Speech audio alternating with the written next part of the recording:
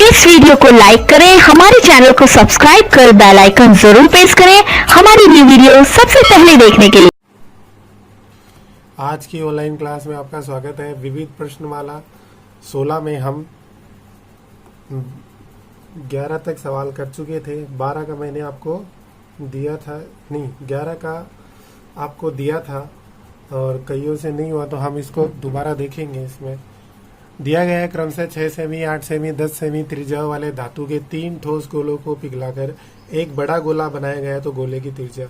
तो मैंने आपसे कहा था इस प्रश्नावली में जितने भी सवाल किसी को भी पिघलाकर दूसरा बनाते हैं तो जिसको पिघलाया है उसका आयतन और जिसको बनाया उसका आयतन, दोनों के आयतन को आप बराबर कर दो, फिर उससे संबंधित कोई भी सवाल पूछे आप आसानी से कर सकते हो। जैसे इसको हम सॉल्व करेंगे तो लिखेंगे पहले गोले की त्रिज्या। पहले गोले की त्रिज्या को हम R1 लिख सकते हैं, तो ये हो गया 6 सेमी। फिर दूसरे गोले की त्रिज्या, दूसरे गोले की त्रिज्या को हम R2 मान लें, वो हमें दे रखी है 8 सेमी। और फिर तीसरे गोले की त्रिज्या वो है R3, वो हमें दिया है 10 सेमी। अब हमें बोला इन तीनों को पिघलाकर एक बड़ा गोला बना गया है, तो बड़े गोले की भी त्रिज्या हम मान लेते हैं। माना बड़े गोले की त्रिज्या, बड़े गोले की त्रिज्या हम मानते हैं कैपिटल R, ठीक है, जिससे कोई कंफ्यूजन नहीं हो। अब मैंने बताया इन तीनों को पिघलाकर एक बड़ा गोला बनाए, तो हम क्या लिख सकते हैं यहाँ पर, तीनों गोलों का आयतन, तीनों गोलों का आयतन वो बराबर है बड़े गोले के आयतन के, बराबर है बड़े गोले का आयतन। अब तीनों गोलों की अलग अलग त्रिज्या दे रखी है। आपको पता है गोले का जो आयतन होता है उसका सूत्र होता है 4/3 पाई r क्यूब। तो पहले गोले का जो आयतन आएगा वो आ जाएगा 4/3 पाई r1 क्यूब और दूसरे का 4/3 पाई r2 क्यूब और तीसरे का 4/3 पाई r3 का क्यूब। ठीक है, ये पहले का, ये दूसरे का, या तीसरे का, और ये बराबर है बड़े गोले का। अब बड़े गोले का आयतन होगा 4/3 पाई कैपिटल R का क्यूब।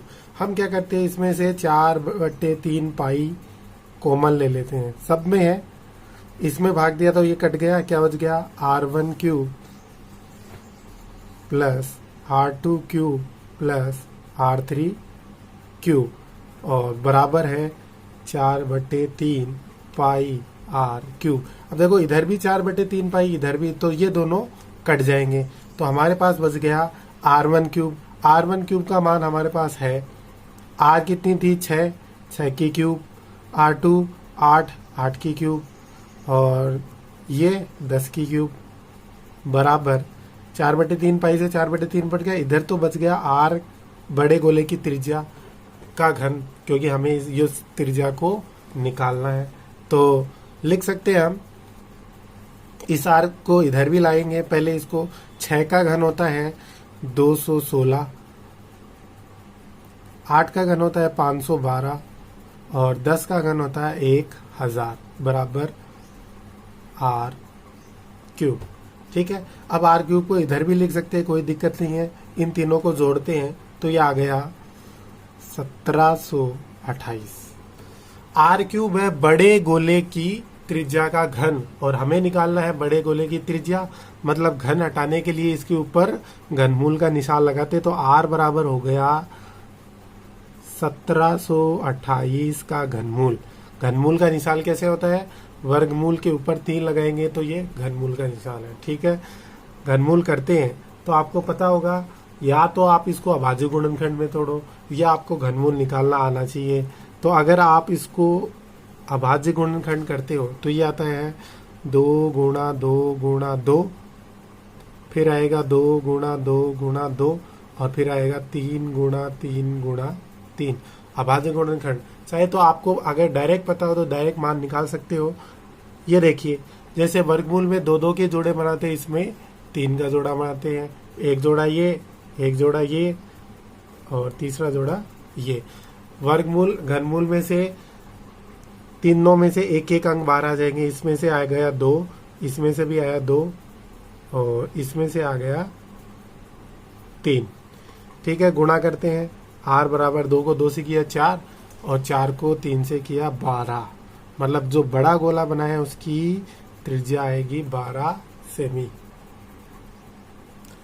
14 का सवाल है, धातु के गोले का व्यास 6 सेमी है और गोले को पिघलाकर एक समान वृत्तीय अनुप्रस्थ परिच्छेद वाला तार बनाया गया है, और यदि तार की लंबाई 36 मीटर है तो उसकी त्रिज्या ज्ञात कीजिए। सेम टू सेम सवाल है। धातु का एक गोला है जिसका व्यास दे रखा, हम पहले त्रिज्या निकालेंगे। इसको पिघलाकर एक समान लंब वृत्तीय परिच्छेद वाला तार बना है, और तार आपको पता है तार की जो आकृति है वो कैसी होती है, बेलनाकार। मतलब सीधा सा है, गोले को पिघलाकर बेलन बनाया तो गोले का आयतन बराबर बेलन का आयतन। फिर हमसे कुछ भी पूछो, चाहे पूछो त्रिज्या पूछो, हम आसानी से ज्ञात कर सकते। तो आंसर में हम लिखते हैं यहाँ पर सबसे पहले गोले का व्यास। गोले का व्यास हमें दिया है 6 सेमी। तो गोले की त्रिज्या हम निकाल सकते हैं। गोले की त्रिज्या हो जाएगी व्यास की आधी, मतलब 3 सेंटीमीटर। गोले की त्रिज्या को हम r लिखते हैं, रेडियस। अब गोले का आयतन निकालते हैं। गोले का, क्योंकि इसको ही पिघलाएंगे तो गोले का आयतन जरूरी है। गोले का आयतन का सूत्र होता है 4/3 पाई r क्यूब। मान रखते हैं 4/3, पाई का मान 22/7। चाहे तो आप ये पाई को रखो या छोड़ दो, क्योंकि ये पाई कट जाएगा। और r क्यूब है 3 की क्यूब, मतलब 3 गुणा 3 गुणा 3। 1 3 से ये 3 कट गया, 3 को 3 से किया 9, 9 को 4 से किया 36 पाई। ठीक है, गोले का आयतन है तो घन सेमी। अब गोले को पिघलाकर बेलन बनाया गया है तो लिखेंगे बेलन का आयतन। बेलन के आयतन का सूत्र आपको पता ही है क्या होता है, पाई r स्क्वायर h। अब इसको गोले को पिघलाकर बेलन बनाए तो हम दोनों को बराबर रख सकते हैं। तो लिखेंगे इधर बेलन का आयतन तो है पाई r स्क्वायर h और गोले का आयतन है 36 पाई। अब देखो ये पाई इसीलिए कट जाएगा, इसको आपको गुणा करने की जरूरत नहीं थी। देखो पाई से पाई कट गया। ठीक है, और हमें दिया है कि जो बेलनाकार तार है उसकी लंबाई, अब ये लंबाई है, यहाँ क्या बन जाएगी, यहाँ बन जाएगी ऊंचाई।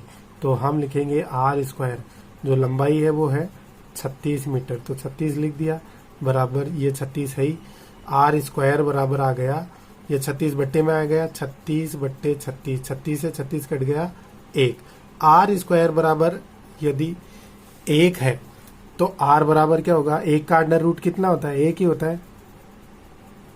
तो r बराबर आ गया 1 सेमी। ये आपका आंसर, ये तार की त्रिज्या। फिर यहाँ पर थोड़ी सी मिस्टेक आपको ध्यान देना है। ये देखिए तार की लंबाई 36 मीटर है, न कि सेंटीमीटर, क्योंकि गोले का जो व्यास है वो सेमी में था। तो हमें यहाँ ध्यान देना है 36 मीटर है तो मीटर को हमें किस में बदलना है, सेमी में। तो 36 मीटर, 1 मीटर में 100 सेमी होती है, तो 36 मीटर में 3600 सेमी हो जाएगी। ठीक है, ध्यान देना। अब 36/3600 हो गया ये। ठीक है, कट गया तो यहाँ पर r बराबर आ गया 1/100, r स्क्वायर बराबर आ गया 1/100। तो हम यहाँ पर ध्यान देंगे r स्क्वायर बराबर 1/100 है। ठीक है, तो आर बराबर क्या आ गया, अंडर रूट 1/100।